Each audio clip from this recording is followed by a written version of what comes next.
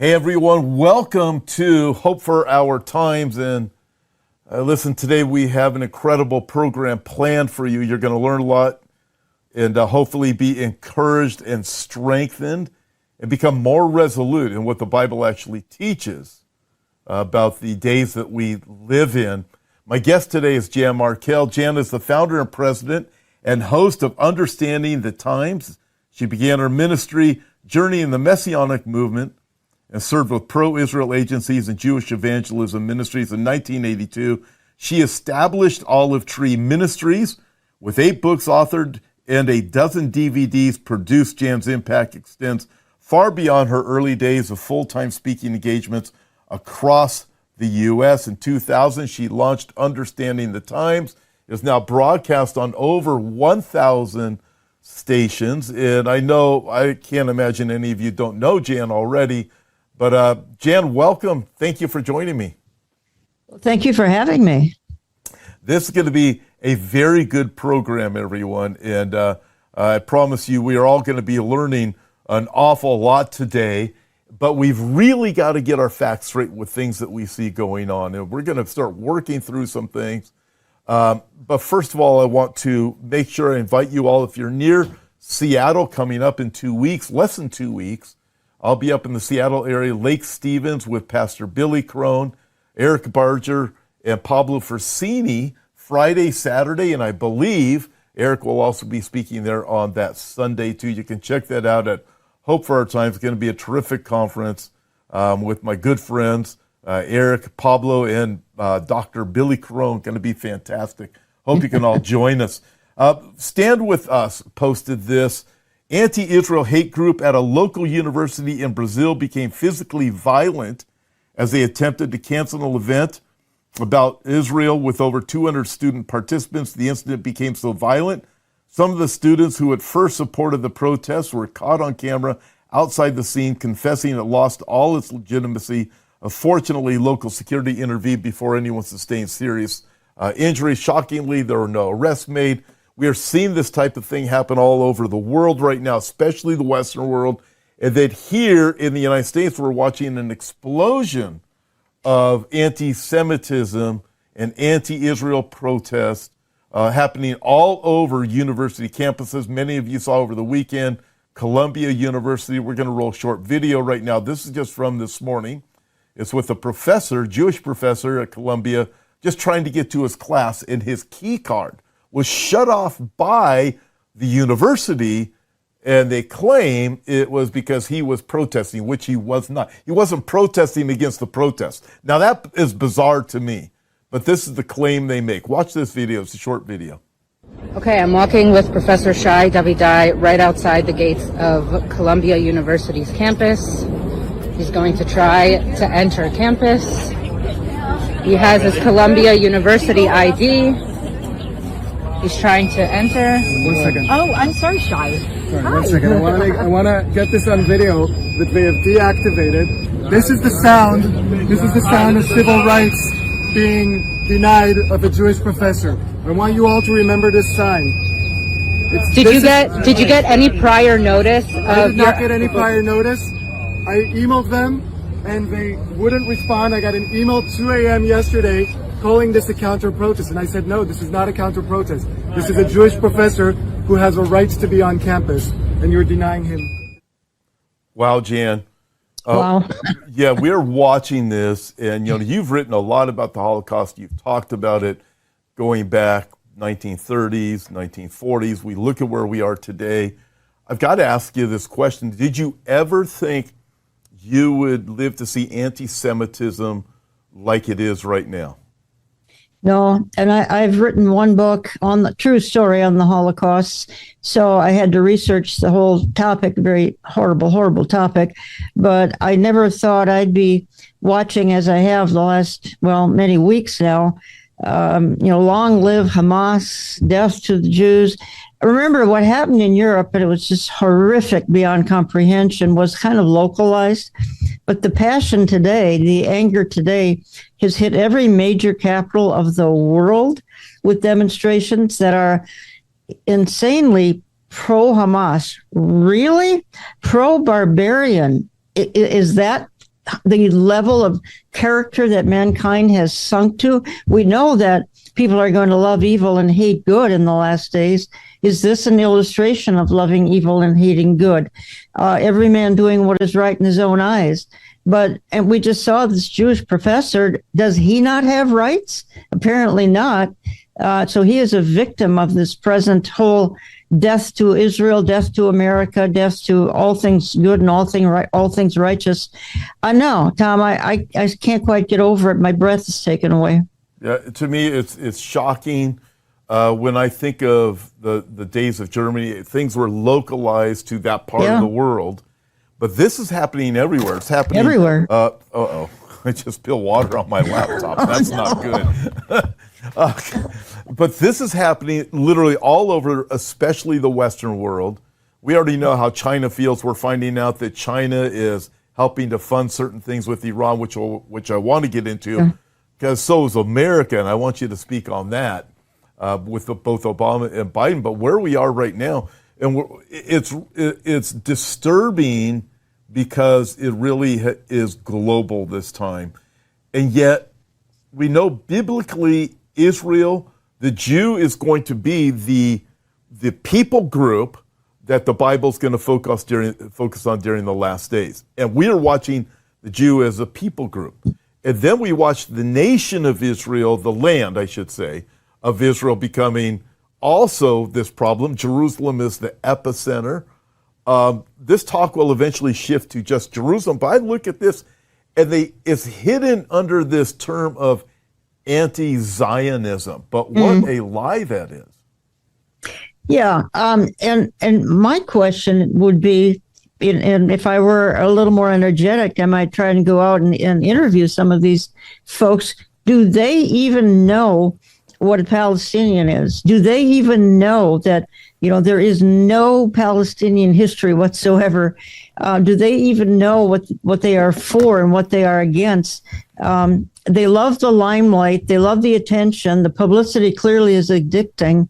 But I don't think they really fully know what they're doing. And if they do, then it's even more troubling because, again, they are cheering for barbarians. That's all I can say. Nobody's thinking about what happened on October 7th of last year and some of the grim realities that took place on that day. Nobody talks about that. It's just, all of this pro-Palestinian. Tom, there is no such thing as a Palestinian, so please give me a break.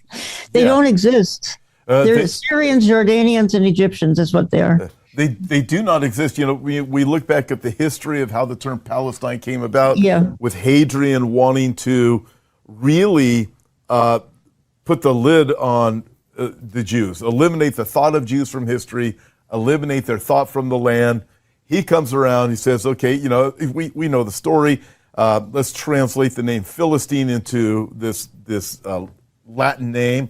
So you have Syria, Palestina. He changes the name of Jerusalem, I believe it was to Area Capitolina. Yes. And so we have this, and he was so effective, the devil was so effective in using Hadrian, that here we are, 1,900 years after Hadrian, we are dealing with this lie. And it's such a strong lie that, Jam, my Bible right here, in the back, it has a map, and it says Palestine in the time of Christ, when that name didn't exist. That didn't exist. Didn't even exist. So we have these things, but the people have bought into it. We're constantly dealing with it. And it seems like we're definitely a minority, even within the church, when we proclaim these things. It's the truth is not being taught. It's just the CNN sound bites, even Fox News. It's just their sound bites that are pro-Hamas, pro-barbarian.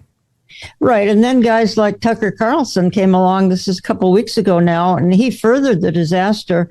Tucker has literally millions of viewers and fans.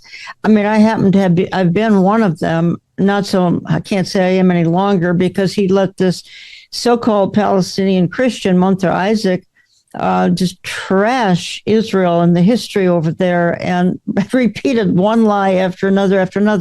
And Tucker would normally jump on all these false statements and speak the truth. But I think he was siding with this Munther Isaac. But that just furthered the disaster is my only point, because of the millions who follow and respect Tucker Carlson. So, and I'm not suggesting that he's part of the church. I have no idea. His original background was Episcopalian.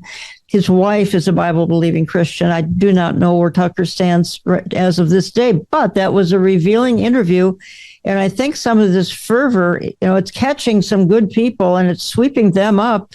And maybe they don't know enough of history that they go along with the lies. Well, isn't that sad, though, Tom?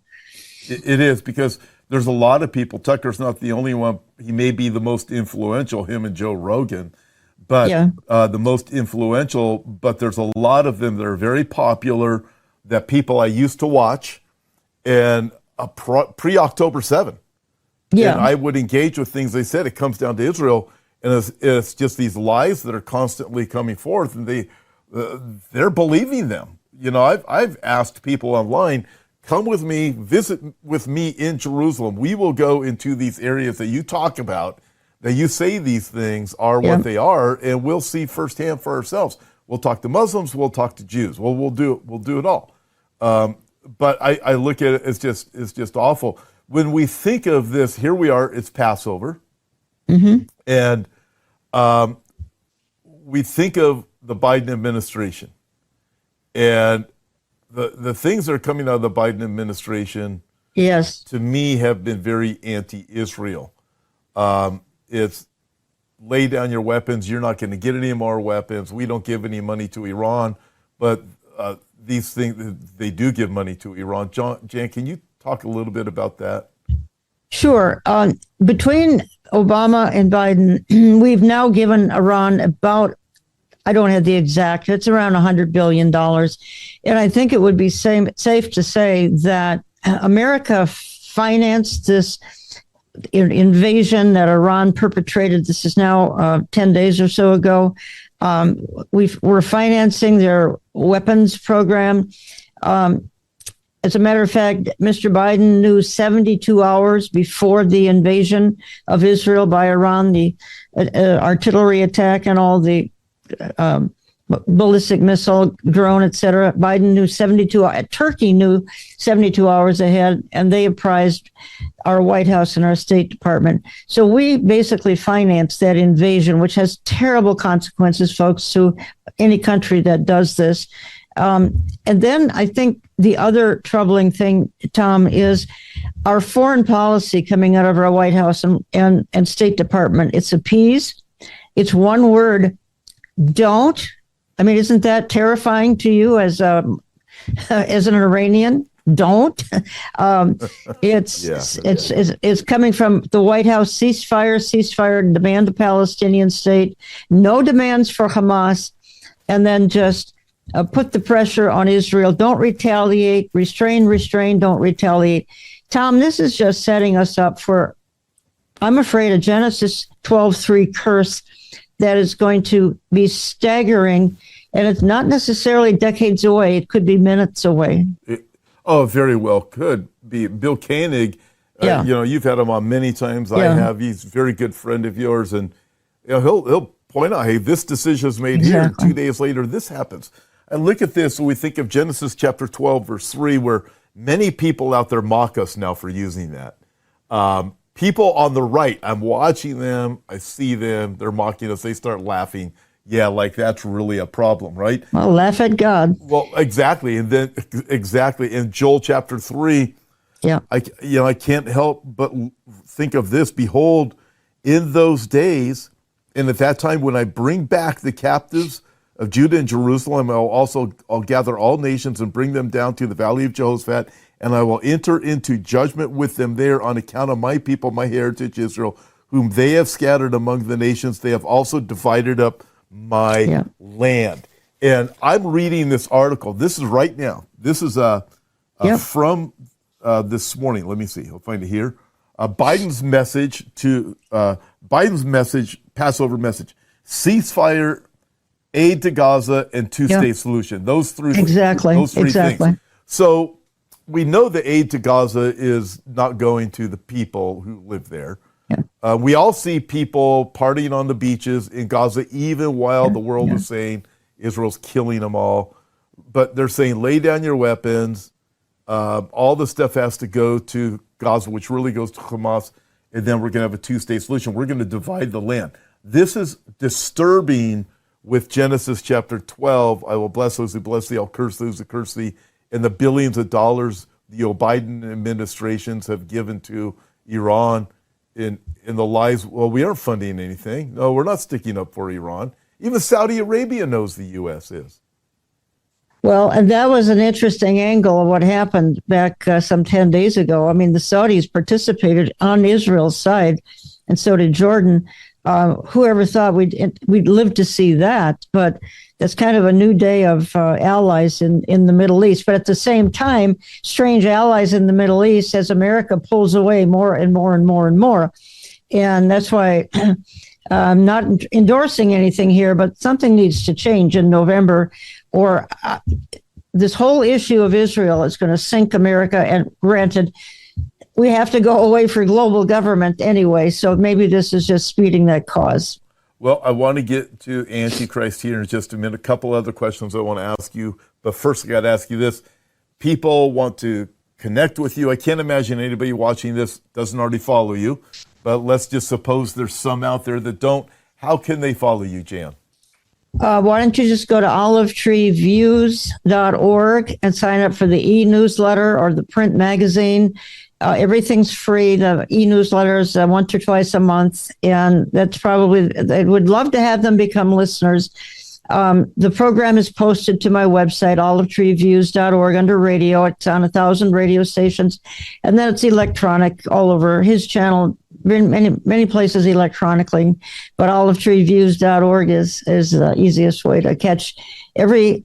Tom is one of my most frequent guests because he's so verbal and articulate. Now, I mean that, Tom. I love having you as a guest. You're very kind. I love having you as a guest too. And I do want to reiterate this, everyone. If you have not yet signed up for Jan's newsletter, of course, I want you to sign up for mine too. It's free, and so is Jan's.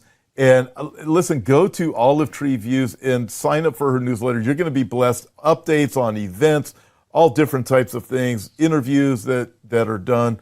You get everything there, as Hope for Our Times. So sign up for both of them if you don't. And these things are absolutely free to do. And folks, we have to get the word out. We can see what is happening out there. Exactly. The devil gets all of his lying news out there. It's everywhere. It's That's on right. all the mainstream media. It's on most of the social media now. And we are finding that we are a much smaller group than we may have thought we were a couple of years ago. Jan, interesting, I was with Brandon Holthouse not too long ago. I've done a lot with Brandon lately. Yes. And he just brought that up. We are finding out just what a minority we are who stand with Israel, who continue to preach both the Old Testament and New Testament and believe that the prophecies of the second coming of Christ are real. And Jan, I want to thank you because you've been such an inspiration for so long, decades now, for in leading this. Well, I think my question, Tom, is this issue that we're talking about, and that is standing by Israel, is that going to be the dividing line now in the church? Is that going to divide even evangelical Christians? It's certainly dividing the more liberal church from the conservative church, because in the past, traditional evangelical Christianity, slam dunk, no brainer, they're pro-Israel. That's beginning to whittle away now. And I'm just wondering if what happened in October and the fallout has now become the big divider in the church. And so more churches are falling off. That's what I'm hearing. And if they're not falling off, they're being silent. They're saying nothing. They're not even, you and I have talked about this before, they're not even praying for the peace of Jerusalem. It's as though nothing is going on geopolitically. They don't want to talk about it, but particularly if it has to do with God's land and God's people. They may even be a premillennial and they don't want to talk about it. We know the amillennial preterists, et cetera, won't, but now premillennial are beginning to back off. I don't have a solid reason for that. I'd love your perspective. Yeah, I've noticed it. And there were churches that I would have gone and done a prophecy conference at Yeah. Sometime in the past, it was pro-Israel. People ask, why do you have a prophecy conference that you have to talk about Israel? Well, Israel's the epicenter. Yeah. If you take Israel out of the equation, you're just talking about predictions and, oh, no, I spilled my water again. So that's not good. I talk too much. I'm talking too much with my hands. It's Jews who do that, not Gentiles. Yeah, well, apparently I've got this thing going too, wherever it's from. So, but with this, I think there's peer pressure that comes to the pastor. If kind of like if you go back 10 years, why would they not teach about Bible prophecy, let's say 10 years ago? Well, they were afraid that it's going to make people afraid. They didn't really understand it. They were afraid people wouldn't come to their church. And quite frankly, their donations would go down, right? Exactly. I mean, you wrote a great article on that, and I use your article all the time. Yeah, it's neat. I still see that article pop up, and that article is like, I think, 12 years old. But so we see that. What's happening with Israel, though, it's more... there's so much more pressure coming from the right and the left, obviously the left, but now the right too, to not stand with Israel.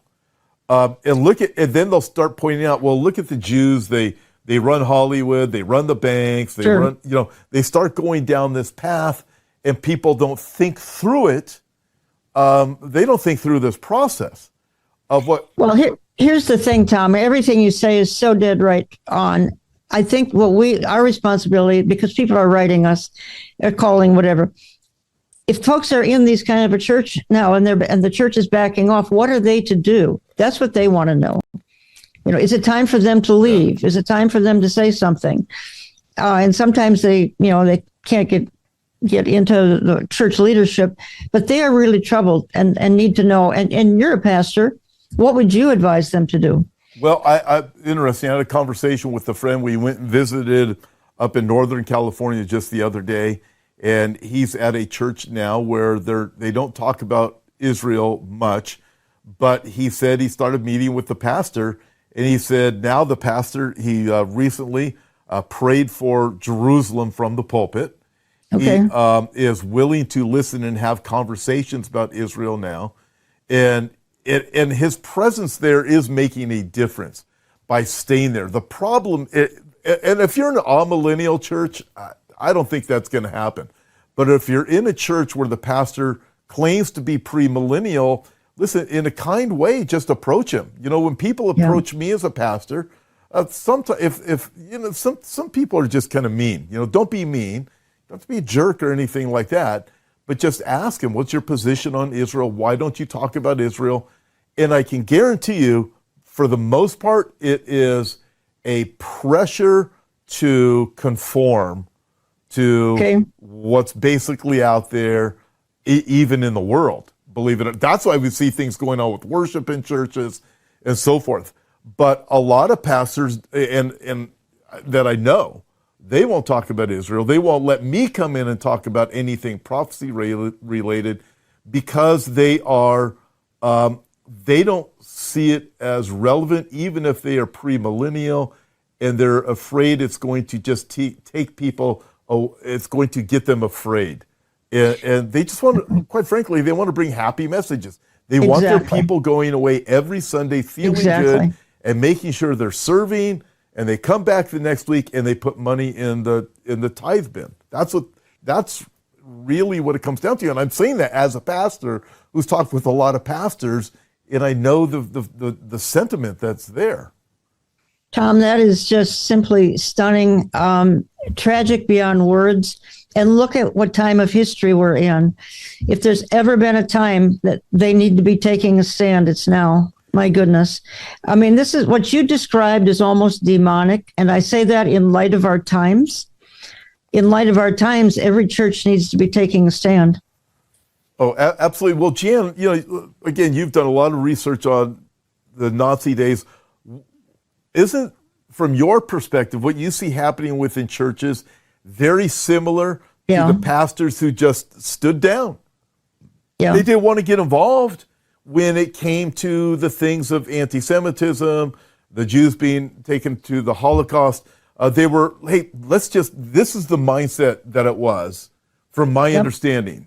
Yep, there were three groups. There was the ones that went along with it, the ones that stayed neutral like Niemöller, and the ones that protested, Bonhoeffer. So there's three groups. This is Nazi Germany. And today, there probably are two groups today. But my concern is the group that's going along with it. Again, I think it gets down to theology. It gets down to two things, I think, and these are just thoughts coming to my mind as you've just outlined it. Number one, what we're talking about won't result in church growth, won't fill up the pews or the offering plates. And secondly, I just think it's a new day. It's a new day in the world. Look at Columbia University, and sadly now it is a new day in the church. And this low-level hostility in the church goes all the way back to Martin Luther. It's now boiling, and the result is what you just described. Yeah, and even when this is also my take on what's happening within the church. We all, for anybody who's looked at the Holocaust and from a biblical perspective, we've all heard the story of the train car with the Jews in it that went by the church. Yeah. And the pastor told the choir to sing louder so they wouldn't hear the Jews, and they're screaming and they're crying in the train car. And what's happening in the American church, Jan, again, my perspective, and I'm speaking from a pastoral perspective, the pastors are saying, hey, we just need to do church. We're just going to come here and sing the songs. Listen, it's all going to work out okay. There's a reason why that's happening, but the bottom line is the gospel needs to be preached here at Sunday morning. Therefore, we're not going to bring in the thought of Israel. These things are so negative. And besides, Israel does a lot of things wrong. So what we're going to do, we're just going to sing louder. We're just going to have church because we are being faithful to the Lord. That's what they were saying at that church. Let's just sing this hymns louder. Yes. It's a different way of doing the exact same thing. It's a different way of singing louder. Yeah. So true, Tom. And I hope your listeners, those who may be in some of these churches, I'm not saying, get up and leave, but at least go speak to those in leadership at your church and try to get them to see the truth. If ever Israel needed a friend, it's today. And if it's not going to be from within the church, then it's hopeless. She will be all alone. And maybe this alienation will drive her to the Lord. That's our hope anyway, that any feeling of alienation will just drive them to seek Jesus. Yeah, Jan, that's what I see happening right now. God is moving Israel into a place of turning to Him. I was speaking with one of my Israeli friends not too long ago. You look back at Israel's history, there were not very many times that Israel didn't look to their neighbors. At the time of Judah, they looked to Egypt to save them from the Babylonians, or the time of Assyria, whatever it was. They would look to a different neighbor to save them, and Israel has this habit of doing that. Yes. But Jesus said in Matthew 23, you will not see me again until you say, blessed is he who comes in the name of the Lord. I believe Israel is being moved to that place, but we as believers in Christ must stand with Israel. And I think, Jan, I'm really curious your thoughts on this. I think right now we are being tested in the church. And the people out there that are saying God's done with Israel, for example, replacement theology. Well, what you're saying then is grace is good for the Gentile, but there's no such thing as grace for the Jew. That's really what is the message that's being proclaimed, and even within the Gentile churches that have been premillennial, they're starting to go into that same place because it's a constant fault finding. Anything a Jewish person is doing right now, well, look at what this Jew did. Well, look at what Netanyahu did, and it's nonstop. Well, this is a setup, Tom, for Daniel's 70th week, the time of Jacob's trouble. This is all trending towards the tribulation, and Israel is just sort of in a setup position for what's going to play out then. But remember, then in the tribulation, they're going to have some security for 3.5 years by Mr. Antichrist. He's going to make all sorts of promises to them. And I think he will keep a lid on some of this until the midpoint when absolutely all hell breaks loose. I mean, I'd like your perspective on that. Well, that's a great question because we've had to think through this also. You're the one that said, hey, Antichrist is Mr. Fix-It. So I've used that zillion times because he is. We have a world that's in a mess right now. Lawlessness is abounding. The economy is eventually just going to blow. We know all these things, but we also know they're all biblical at the same time. They're prophetic. So we know they're going to happen. Well, so is anti-Semitism. But if Antichrist is Mr. Fix-It, he has to get the Jews on board with his plan. So and he does. He's going to be so charismatic. He will win them over. And he also has to have the ability to, as you said, put a damper on the anti-Semitism that's happening.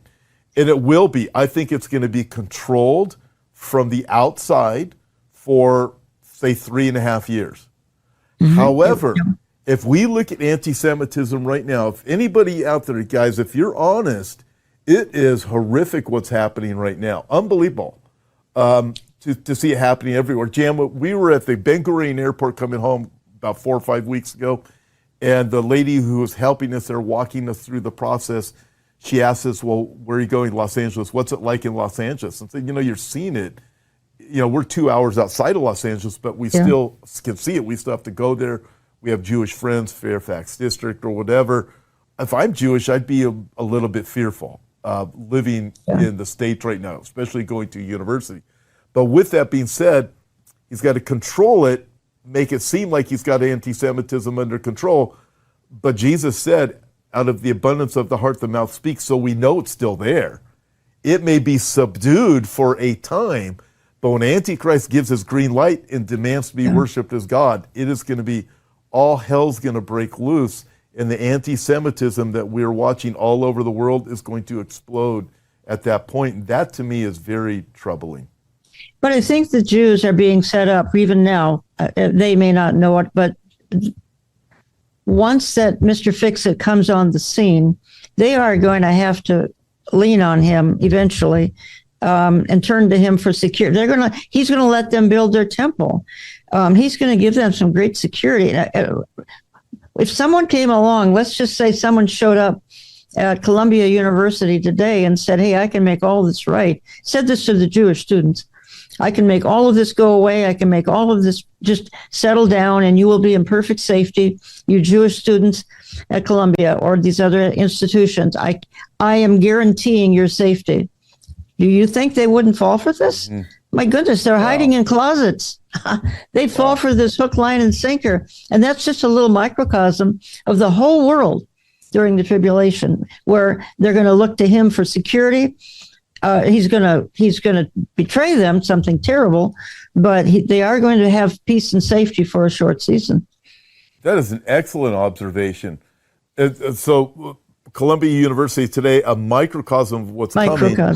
That, I can totally see it. Now that you put it into that perspective, he comes along, I can fix this, I can guarantee your safety, you're going to be able to go to class good. I'm even going to build you a temple. You would be willing to do almost anything if you knew that person could actually pull that off for you. And that person will have the ability to convey that message that they will. So why would you not? It'd be crazy not to. Yeah. Wow. What I think there's absolute panic in the hearts of a lot of Jews. And even if you're not on that institution or any of them, you can't tell me. If I were to call my Jewish relatives this afternoon, which I'm tempted to do, I can assure you I would hear panic in their voice. They can't, I talked to one recently, they can't believe what's going on. They don't have the biblical perspective. They had no idea that they were going to be hated like this in their lifetime. It's one thing to look back to 1938 when most of listeners here weren't alive in 1938. Okay, now, 80 years later, 85 years, my goodness, it's 1938 again. I can tell you it is. It's just on a broader scale. The sentiment is very similar. The fear in the hearts of people is very similar. Where can I run to for safety is very similar. But at the same time, it's global, not just in the heart of Europe. It's global, and I think it also gives us a really good understanding of how far along we are on the Exactly. timeline of Right. God fulfilling His prophetic calendar. And Yes, it reminding us how late. yeah. By the way, everybody, if you want to support Israel, you can do that through Gihon Springs, and we'll have that link in the description. You can check it out there. It's also on the website. Gihon Springs, great ministry. It reaches out to unsaved and also Messianic Jews over in Israel. It's fantastic ministry. Go ahead and check it out. GihonSprings.org is what I believe the website is. Jan, as we look at this with these things with Antichrist coming up, I want to go back to America for a minute. But before we go back to America, and just really startling, but I was reading that the protests that have been happening, blocking some of the highways, the pro-Hamas protests are funded. Some of them have been funded by Act Blue. Okay. And, the funding has to come from somewhere. These things aren't just organic that are happening. So we know there's money that is behind these things, just as there was money in the days of Hitler's Germany. There's money that had to fund certain things. In fact, sadly, some of the money for Hitler came from some American corporations, which is another story. Oh, you're exactly right. In and of itself, but it's happening right here and it's funded. So I would say, everybody, don't be fooled into thinking these are just automatic grassroots and people are easily manipulated. And students have been, their minds have been warped over the last several years of some of the teachings they've been given. So we watch this. It's terrible to see all the anti-Semitism. Lawlessness is just growing more and more. And Jan, as I look at this, you offer great hope. What would you say to all our viewers? Well, today is Passover, and my ultimate exhortation would be that everyone put the blood of the Lamb of Jesus on their heart, and in other words, to become a born again Christian today. That's the most important thing. If someone watching isn't, beyond that, my hope, Tom, in that you and I are believers, is obviously our blessed hope, and we've kind of been talking about how all of this is setting the stage for the blessed hope, because all of this is predicted for an end time generation. And of course, once it's in the tribulation, everything gets accelerated. We're not here for that. We're going to be removed from before that hour of testing comes upon us, Revelation 3:10. So I just encourage everyone. And again, our churches may be silent, but that doesn't mean that all of us can't somehow join together, even if it's online, and encourage one another, because heaven is our future. Heaven is our home. In heaven, there'll be none of this division, this friction, this alienation, this antagonism. You know what I'm trying to say. There'll be none of that going on. So it's going to be perfection. And not only that, but every health problem on the world will be done with. So I'm looking forward to that time. And I think it's sooner than any of us can possibly imagine. I really do. And some of the horrible things, even though it's tough to watch, they're telling us, I think, that Jesus' return is very, very near. Yeah, I do too. And I look at this whole, and really Israel is the timepiece. Yeah, it's a timepiece. The fact that the world's attention is now on Israel, it's on the Jewish people, and the land of Israel is not a coincidence. And Absolutely. It's global. The things we're hearing about with Russia saying, hey, starting to line up with more and more with Iran. We're watching so many different dynamics, but the attention is on Israel. It's eventually going to shift, not just on Israel as a whole, but on Jerusalem itself. And we know the attention is going to go there. Jan, what do you see for America? I know you've been asked that question like a million times, but things don't look real good. I have a hard time, and I am repeating myself just a little bit, in that the demons seem to be unleashed on October the 7th. It's hard for me to see that prosperity is going to the toothpaste is out of the tube, I believe. It's hard to get it back in the tube. And a shift in November would be helpful. I'm not sure that that kind of reprieve is promised to us this time. Who knows? All of us want to see America prosper. At the same time, I think that would certainly extend and delay the timing of the rapture. Wouldn't have to, but I think it might incline to do that. I think chaos is just a constant reminder that we're running out of time. So I just believe that anything that happens now probably needs to be spiritual and within the hearts of every one of your listeners, more than a political shift that's about to happen. It may happen. I kind of doubt it's going to happen. I think that the Bible is reminding us that Jesus is coming, not 10 years from now, maybe 10 minutes from now, based on everything we've talked about today. And that should be good news for the believer. If you're unsaved, again, apply the blood of the Lamb to the doorposts of your heart. Amen. And get it's just a reminder, get the message of the hope of Jesus out there. It's like, don't waste any time. No, don't waste any time. We're running out. Yeah, we work while we have day. Right now, we've got daylight, so we do all that we can. That's why Jan and I both do this. Jan, one final thought for anybody who's Jewish that's watching this. You're Jewish, you're a believer in the Lord Jesus Christ. What would you say to them? Well, the most Jewish thing you can do is embrace the Jewish Messiah, Yeshua. And believe it or not, around the world, untold number of Jewish people are doing that. And that was a trend that began probably in the 1970s and is just picking up steam more and more and more as the years and the decades go by. It's no longer unusual to be a Jew for Jesus. And there's kind of a mini revival going on. So, I mean, I hear from these people, and it's one of the encouraging things that's happening today. I can tell you that. Amen. Amen. Yeah. Jan, you have any final thoughts for everybody? No, thank you, Tom, for what you're doing. You're getting the truth out. You're getting the information out. And I just think we need to double up on that at whatever time we have left, because, my goodness, we're seeing so many of the things. I think the greatest, and you referenced it, the lawlessness, the spirit of Antichrist, that alone should tell us that I am coming quickly, because that's exactly what's to happen right before Jesus returns. And look, I'm in the land of George Floyd. It happened 20 minutes from me, so I know lawlessness, and it's not pretty to watch. And I have a feeling this summer we're going to see lots of it for various reasons. That's another program. Yep. Indeed, Jan, thank you so much for joining me today. Always wonderful to have you on. And thank you, everybody, for joining us. Excuse me. Make sure you go to Jan's website. You can see the link. It's in the description. And sign up for her newsletter. If you haven't done so already, it's free. My newsletter is free also, everybody. So sign up for both of them. We really appreciate it. It helps us to be able to get the word out. We also appreciate it on our own YouTube channels.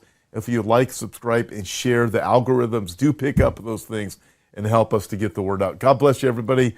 Thank you for joining us.